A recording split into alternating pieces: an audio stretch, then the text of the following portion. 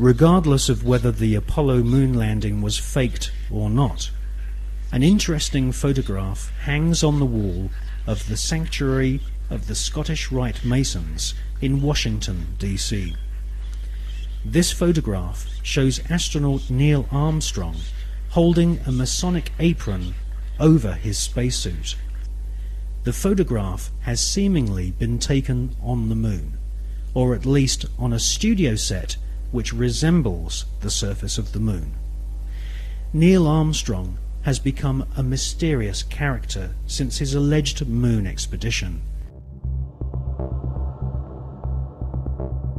According to the records of the Ohio Grand Lodge of Masons, Neil Armstrong's father is a Freemason. In fact, Neil Armstrong Sr. is a high-ranking 33rd degree Freemason. Neil Armstrong's co-pilot, the second man to have allegedly walked on the moon, was Buzz Aldrin.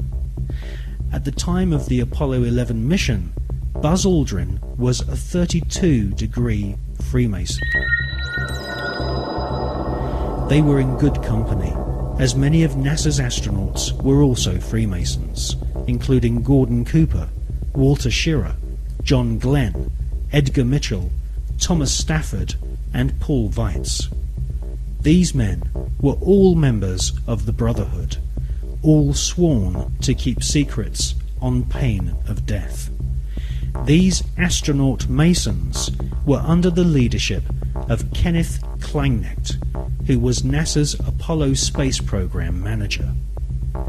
According to an article and photograph published in the Masonic magazine Scottish Rite Journal, upon his return from the moon, Brother Buzz Aldrin presented a flag to Sovereign Grand Commander Smith, who was the Supreme Commander of the Supreme Council of 33rd degree Masons of the world. The flag Buzz Aldrin presented had been taken to the moon on Apollo 11. According to a Masonic lecture delivered at Beauverde University in 1994 by American Masonic historians, astronauts Buzz Aldrin and Neil Armstrong performed a Masonic ritual exactly 33 minutes after touchdown on the lunar surface. They temporarily planted the international flag of Scottish Rite Freemasonry, which features a large double-headed eagle. Therefore, the eagle has landed. Override off. Engine arm off. 13 is in. We copy you down, Eagle. Listen, Tranquility Base here. The Eagle has landed. Roger, Tranquility. We copy you on the ground. You got a bunch of guys about to turn blue. We're breathing again. Thanks a lot. And we're getting a picture on the TV.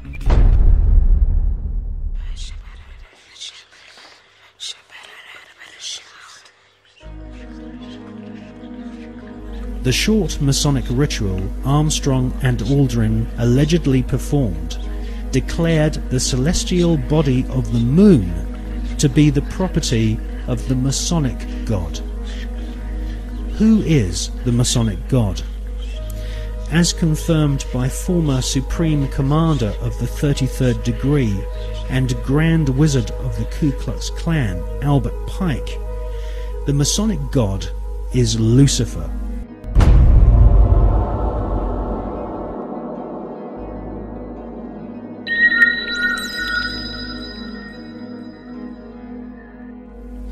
The name of NASA's space program, Apollo, according to the Holy Bible, is actually an alternative word for the devil. We can see this in the Bible as the word Apollyon. Apollyon appears as the name of Satan in the original texts of the New Testament Gospels.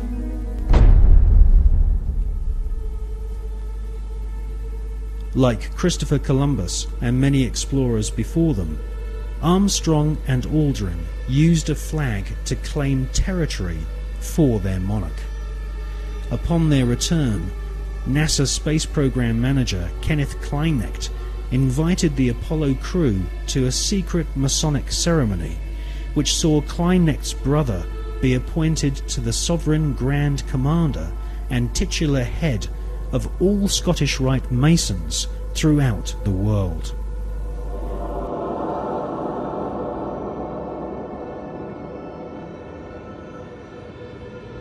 Once you learn the occult significance of words such as Apollo, Columbia, and Atlantis, you will realize that the occultically inspired murdering Nazis who developed NASA's space program have used names which are part of ritual, magic, and the occult.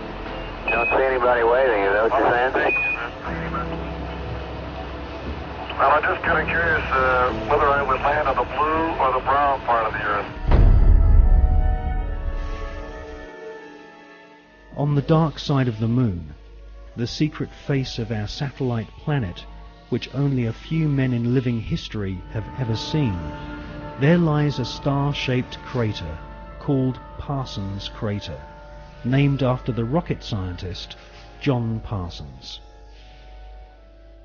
John Parsons is known by several names.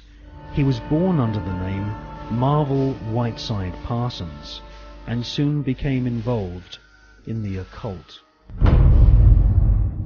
Charles Taze Russell, who invented the Jehovah's Witness movement in America, predicted that the beginning of the end of the world would commence on October 2nd, 1914.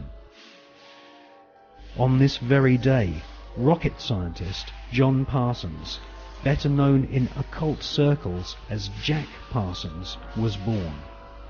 A brilliant rocket engineer, Parsons soon entered into correspondence with SS Nazi officer Werner von Braun, and by the age of 13 had begun summoning evil spirits and demons using magical rituals which Parsons had learnt from British occultist Aleister Crowley. Aleister Crowley styled himself as the Beast, and Jack Parsons referred to Aleister Crowley as his father.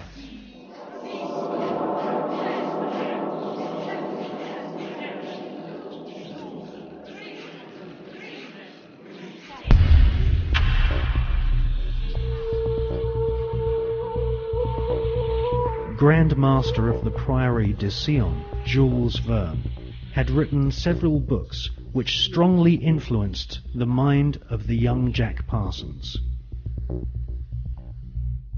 In 20,000 Leagues Under the Sea, Jules Verne prophesied the invention of a submarine vehicle which could wage war from the depths of the oceans.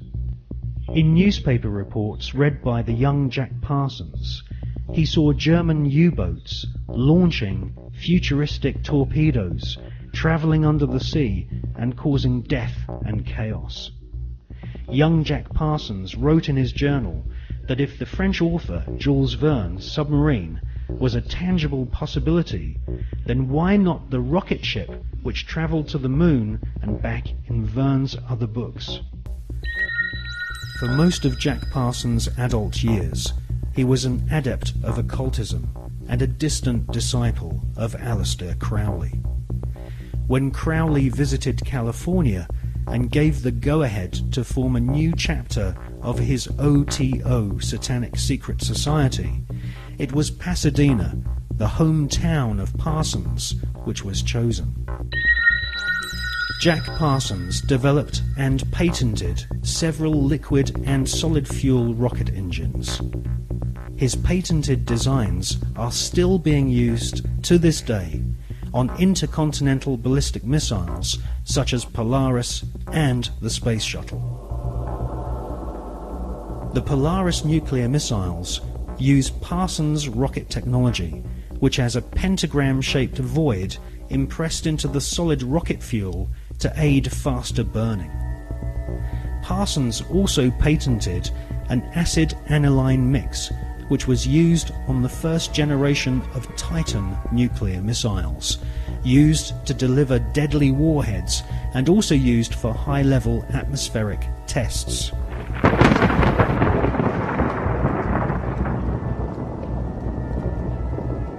Coincidentally, Jack Parsons' occult mentor, the British beast Aleister Crowley, used to often call himself the nickname Titan.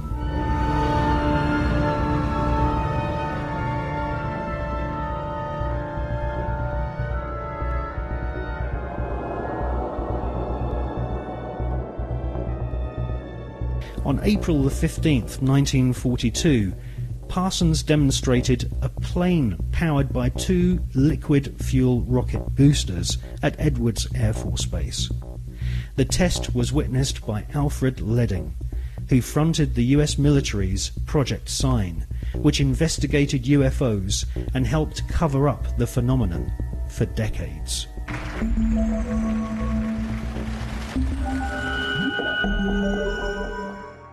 Jack Parsons revered the English Satanist Aleister Crowley, and eventually became the leader of one of Crowley's secret cults called the OTO. The OTO, or Ordo Templi Orientalis, claims descent from the Bavarian Illuminati, which had been revived by Adam Spartacus Weishaupt on May 1st, 1776, and had approximately 2,000 members in Masonic lodges in London, Paris, Copenhagen, Amsterdam, Munich and Ingolstadt. The Illuminati was essentially controlled by European, Germanic, Jewish aristocrats, who sought to replace the church, government system and national identity of nations with an Illuminati-controlled superstate. The Illuminati was eventually outlawed in Europe, and the founders fled to America. They then fragmented their maverick secret society into fraternities operating from the campuses of Yale, Harvard, and Princeton.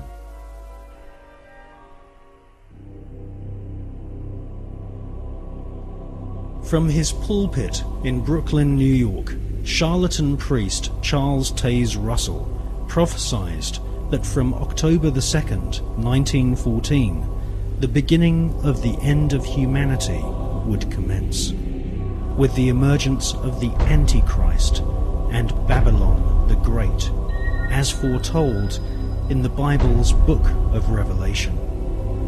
Jack Parsons, born on that prophetic day, would later attempt to invoke the incarnation of Babylon and also sign an oath stating that he was indeed the Antichrist.